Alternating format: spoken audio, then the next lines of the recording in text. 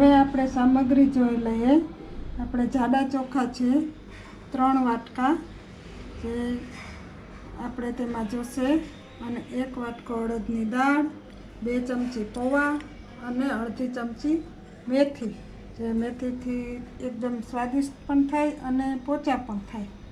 આ ત્રણેયને આપણે 7 કલાક પલાળી અને પછી મિક્સરમાં પીસી દેવાનું છે, અને તેમાં મેથી પણ સાથે નાખી દેવાની, અને જ્યારે પીસીએ ત્યારે પૌવા નાખવાના, અને આ રીતનું બેટર તૈયાર થશે।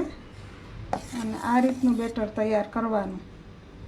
લોટી ગરમ મૂકશું, જે નોનસ્ટિક લોટી છે, અને આપણે આમાં જે આપણે પીસ્યું છે બેટર, એમાં મીઠું સ્વાદ પ્રમાણે અને ખાવાનો સોડા નાખશું, અને સોડાથી એકદમ ખીલેલા થશે અને એકદમ પોચા થશે। અને પછી આ રીતે આપણે જે ગરમ થશે, લોટી ગરમ થશે એટલે આપણે એના ઉપર બેટર પાથરશું। આપણે આ વેજીટેબલ લીધેલા છે, કોબીજ છે, ટમાટા છે, ગાજર છે અને કેપ્સિકમ, અને ઝીણા સુધારેલા મરચાં અને ધાણા, અને ઉપરથી આપણે ચાટ મસાલો છાંટવાનો છે।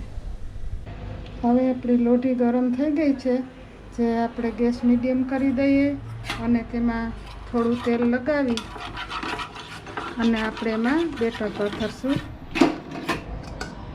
આ બેટર છે, આવી કન્સિસ્ટન્સી હોવી જોઈએ।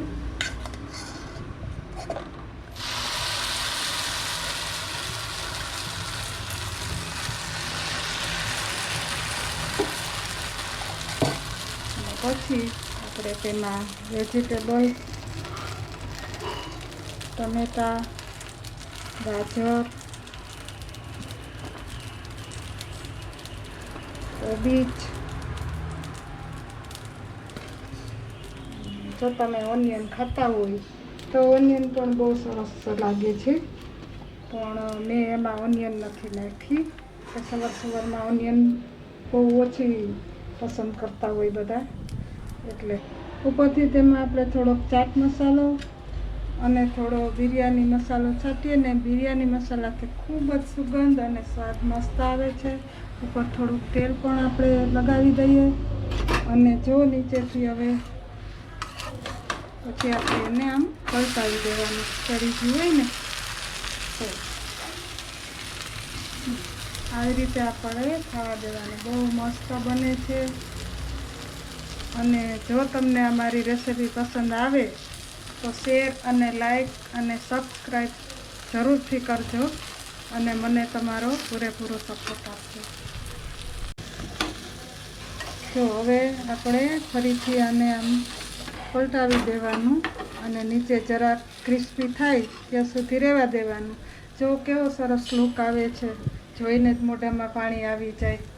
અને આને કેચઅપ અને ગ્રીન ચટણી સાથે તો એટલું મસ્ત લાગે છે કે તમે ખાતા ધરાવ।